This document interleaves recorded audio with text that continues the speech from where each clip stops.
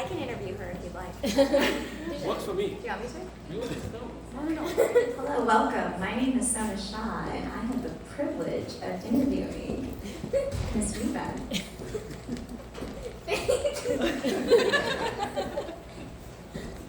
My name's Reba. I'm not going to give you my last name. I don't want to. It's such a secret. Wow. I did this last time. Staring at Staring at you. Yeah, I'm not going to do that. Let's go to the questions. Closer. Okay, what do you do for a living? Thank you. Hi, everybody. My name is Sona Shah. I'm the founder and CEO of My Private Professor. We're an educational platform that provides online tutoring in all subjects, K through 12, and test prep, college and graduate school admissions and beyond.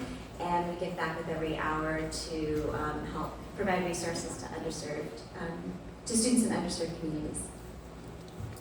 When did you start?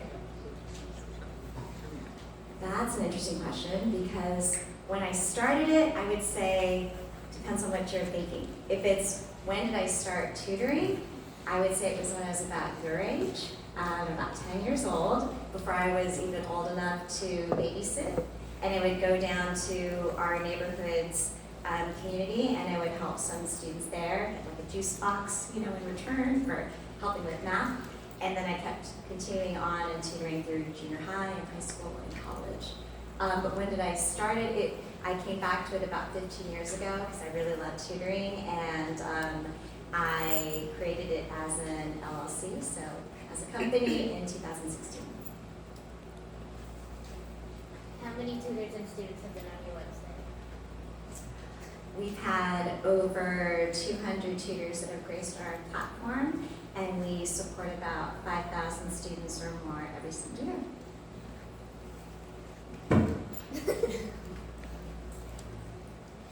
Does the tutor get the homework and then teach you what's on it, or just the subject? So what we do is our tutors supplement and support the curriculum and what you're basically learning in class. So if your teacher is teaching like social studies or math and you needed a tutor, our tutors would help support that. So yes, we can help with homework. So if you and your sister, for example, needed extra help with like learning the concepts in homework or trying to understand some of the concepts that are going to be covered on a test, that's what we do. So it's basically everything across the board. But what we won't do is do someone's homework for them. So I'm sorry that that's not an option if you're thinking about it. How much does it cost? We go straight to the point. My goodness. So our goal is to make sure that tutoring is accessible for everybody, and so we also want to make sure that we pay our tutors something fair and something that can entice them to keep them on our platform so we can have the best tutors everywhere. So what we do is our tutoring rates start at $60 an hour, but then we also have a sliding scale, so if people can't afford it for any reason, we can adjust it. We're very fortunate, we're working with companies that are providing tutoring as a benefit to basically their employees and their families, and for those we have special pricing for like enterprises. So for that you can basically cover tutoring for your employees, like your teams and their kids, and that starts at $1,500 a month. And then we are partnering with a number of local nonprofits to provide free tutoring to students that are experiencing homelessness and in long-term foster care. Like that's the real reason why we want to be able to do what we do, is to provide a sustainable model. And so the answer is a little bit loaded because it depends on who you're asking for. So it's either $60 or $1,500 a month, or it's free, or it's something in between. Is it easier when you tutor online or in person? I used to always think that I preferred to be in person. You get that connection, you get to see everyone, like our banter here back and forth is always wonderful. What I do think is great is that technology and recent circumstances through COVID has accelerated and the opportunity to be able to work online, and I think that now it's actually more efficient and effective for a number of reasons. Like, first, I think that COVID has created a space where people are much more comfortable just working remotely.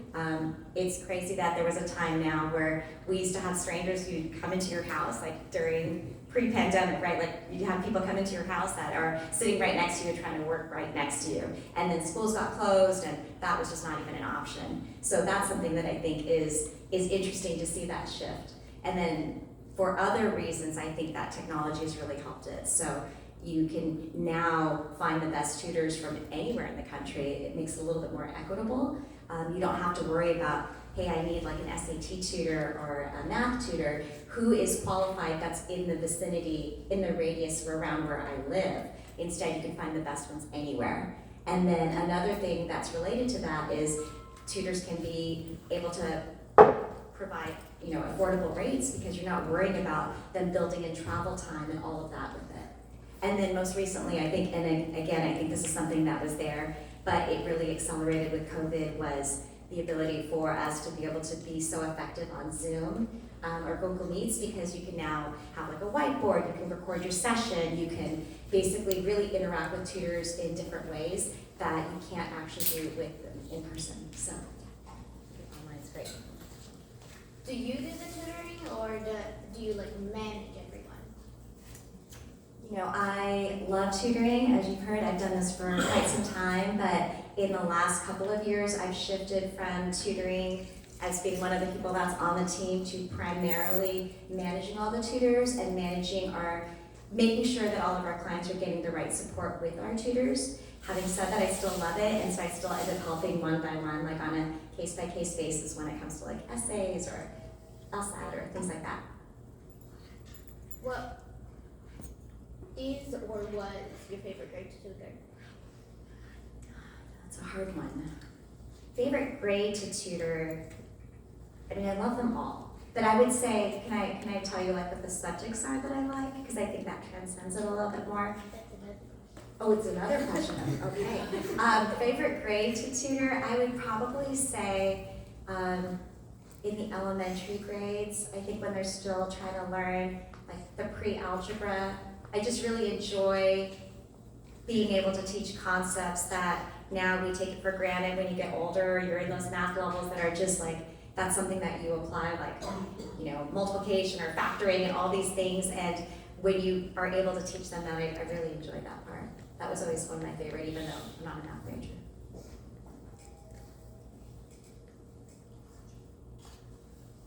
Which question do you want to do, the subject, or how long does it take to get into? What's your favorite subject or least favorite subject to tutor? Right. I think my favorite subjects to tutor, there's two. I would say one of them is the LSAT. That's like the test to get into law school. So the reason this whole business started was I told you all, I had like a break, and then I jumped back into tutoring. I used to tutor on the side, and then I was a lawyer, and I practiced litigation for a number of years.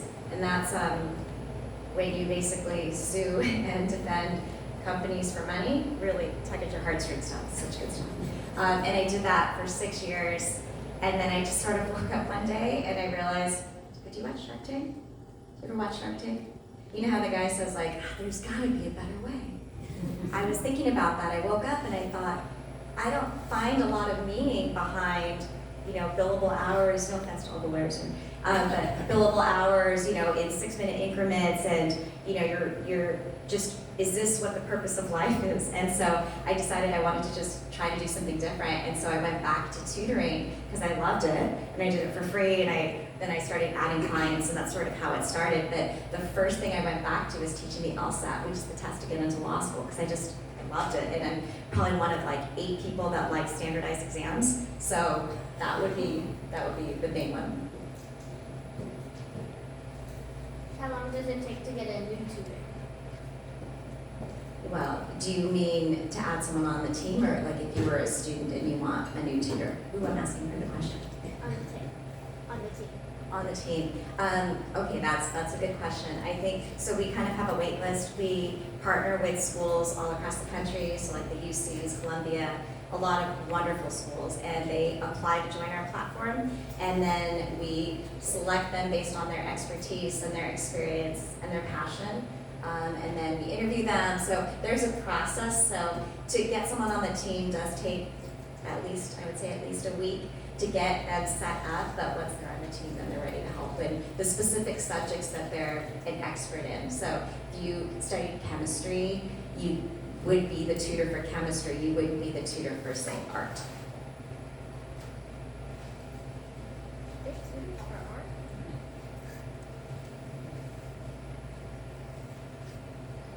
Yeah, that's audience questions.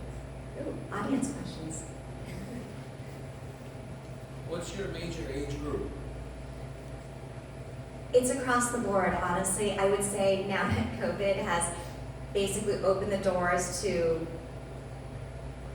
students, it's such an unfortunate situation that's caused students to get more comfortable with like online learning as a resource. So we have students as young as kindergarten, and it goes all the way up to graduate school, and then there's adult learners. I think the bread and butter of like most of what we do is probably like the upper elementary, junior high, high school. But then we are starting to see now, especially when we talk about companies, they're trying to provide tutoring for their teams, families, but some of the employees themselves are talking about, hey, I never got my GED, or I would love to learn another language. Could I learn Spanish, or can I become more proficient in English? And we're able to do that. Yes. So seeing that there's a lot of other tutoring companies out there, kind of like PaperCo and a lot of other those, Yeah. how do you guys compete with those, and what are some advantages that you guys have over them? Oh, I love that. That's a great question. So Paper.co, and there's a few others that really, they really exploded, I think, during this time when there's like this online learning resource. I think from what I understand, what they do is you can get online and they will match you probably with an algorithm or something to match you up with a tutor that will chat with you so you don't see them. You can ask them a question. I know this because I have two kids, so I have a 16-year-old and a 13-year-old, and their school offered it. So we got to kind of see it on the back end. And so you can get paired with a tutor that will kind of chat with you, try to help you with it. Ours is very different in the model because for us, a lot of what we're building it on is off of relationships. So what we try to do is have it so that the same tutor can continue to work with you. We want it so that the students are empowered to select the tutor, especially since we're working not only with students that are, from some of these companies that have never had tutoring before, but also students in underserved communities like students experiencing homelessness and in long-term foster care, which is where our free tutoring is going. It's imperative for them to actually get somebody that they feel comfortable with. So the way our platform is we would like it so that you can actually look at the platform, look at all the different tutors, look at their videos, see their profiles, see their background, and decide, is this who I want to work with? And then continue to work with that same person. So we do less tutors on our team than say like the thousands that are at some of the other ones, but the ones that are on our teams are ones that like, I want my kids to work with. And so that's sort of, I think, what distinguishes us. And then we have like the customer service and you see people. So I think it depends on what people are looking for. But great question. Yes? So this isn't specifically about my private professor, but just about the whole industry and sector. With new AI tools coming in freely that can be used, so how are the school systems adapting to it with different age groups making use of them? And then how is your company kind of adapting to it as well? Yeah, I think that this whole AI, right, ChatGPT is something that's like the hot button item that's going on. I've seen, at least with schools, you probably have heard, like, students are obviously using ChatGPT to like write essays and like turn things in, and schools are now using, like, there's other AI tools to kind of check it to see if there is. So for example, my son will have a class where they're running it to see how similar does it look like to something that the chatbot would have created, and they're trying to work it out that way. I've seen also some teachers are just asking them to handwrite it in class right there now to remove the option that it's even something that you could have like created at home or typed up. So that to me was really interesting. For what we're doing, I think I think our goal is still to just produce like the best like connections and relationships to help one-on-one. I'm sure that this is something that when we get a better understanding as to how to use this as a tool, because it's not really, some people think it's a threat, some people think it's an asset, and I think it really is just another tool to add to the kit of being able to support students in different ways or individuals in different ways. But until then, we're just going to go back to like what we do, which is one by one, making sure that the students that need it get that help with the physical person actually helping you. Yeah. Okay, so a follow-up question from that. In your opinion, do you think formal schooling will become less important? Because you're obviously supporting it. But do you think, I mean, there's so many ways for you to gather knowledge now, different circumstances, different abilities. I mean, so that's a good thing, right? So, you know, what do you think, 5, 10 years from now, do you think the value of a degree will be the same? Will everybody get one? Do we need one? Like, I don't know, do you have any thoughts on any of those things? You know, I really appreciate what you're sharing, because I do think it's starting to evolve. You're already starting to see this, right? It used to be you go to the brick and mortar college, you go to the brick and mortar school, and that is the only way you can learn. And if you didn't have a school right next to you, or you know, you talk about like some of the nonprofits like Prep Them and others, and they're trying to provide they're trying to provide educational opportunities to places where you don't have like a brick and mortar. But you can see that when COVID hit, with the pandemic, there were so many challenges, but if you start to see that you can have online education, online learning is acceptable, online learning is something that you can really start to build. And so I used to have it with the colleges, right? Like there's something about that experience of being on campus and that you can't take away from it, but they were still able to learn and move towards getting a degree.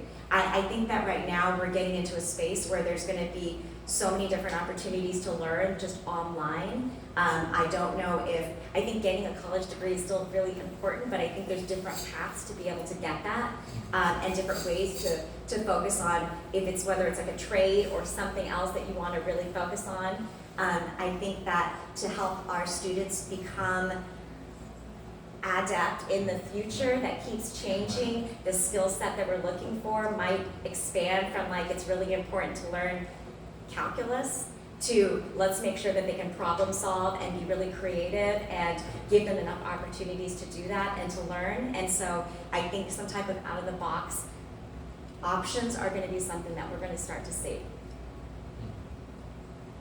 I have a question. Yeah. So you're obviously a for-profit, but you're also doing a lot to give back. Tell us a little more about it. You hinted at it, but I would love for you to expand on it a little bit. Yeah, I appreciate that. Thank you for the opportunity. So as I mentioned, and as our wonderful interviewer had asked me, so my private professor is a company that really was born out of a desire to make sure that students could get access to the support that they needed to succeed. And I did get to see that, like, you know, here I am tutoring throughout most of my life, and the only people that can get it are the ones that can afford it, right? And I could change my rate, I could keep increasing it, and for some reason, some people keep paying it, right, who are able to do that. And then there's others that aren't able to. And I started working with some of the nonprofits like in our community, and you start to realize, you know, there's so many needs out there, and there's, you know, people need food, they need clothing, they need shelter, but there's something about that academic, you know, support and getting access to that when you start to see that, you know, the data is there, that the more that students are educated, the more that they're able to, they get a degree for high school or college, it lifts their family up, it helps them with their income, it can help them in so many different ways. To me, that's the metric. So I kept thinking if there's a way that I could help students who wouldn't otherwise get it, that's where I want to be. And I want to have it where the same tutors that can work with the people that can pay, that can afford it, should get the tutoring. It should be the same tutors that could cover and help the students that can't. So we pay our tutors either way, whether I'm not charging a client or whether I am charging a client. And we've tried to find different avenues through which we can make sure that we're making a sustainable impact. So we give back with every hour. We focused our tutoring that's free for students that are experiencing homelessness and in long-term foster care. If you know the Illumination Foundation, we work with them. We work with Sahara. We are working with there's more nonprofits that now want to partner with us. And we are very grateful that the community is coming together and helping us sustain it. So again, we're not a 501c3, but companies are realizing they can write this as like a business expense, tax purposes, and they can basically sponsor free hours for these students. And the difference that it's making is really, I can't emphasize it enough. You know, we've gone through trauma-informed training for our tutors, and we're trying to make sure that everyone knows the best way to support them. And being online is actually an asset, because some of them, they don't want to be having people come into their shelters or have them have a stranger there. And so this online, you choose the tutor, you can work with whoever you want. We'll make sure you have the device and the Wi-Fi access that a lot of schools do now. That's been something that's been incredible. And the fact that companies continue to work with us, that obviously helps us, because we need to be able to continue the demand so that we can keep, paying it forward. And so working with companies that are basically looking to see us as a resource for their employees. So if you get like dental and medical, and you talk about getting childcare as like a benefit, why not free tutoring? Or why not discounted tutoring, where there's a way that they could actually support not only the children of the employees, but the employees themselves. And so that's something that I think has been attractive to companies, and it's been sustaining us so far. And then we have the individuals that continue to want to work with us. So yeah, I appreciate that. Thank you. Yeah. You were the final question. All right. She is tough. She is tough. Well, thank you so much. Thank you all for the opportunity. I didn't know what to expect, so you got to give us a warning sign about next time. This is great. Thank you. I appreciate that. For being humiliated. For being humiliated. This is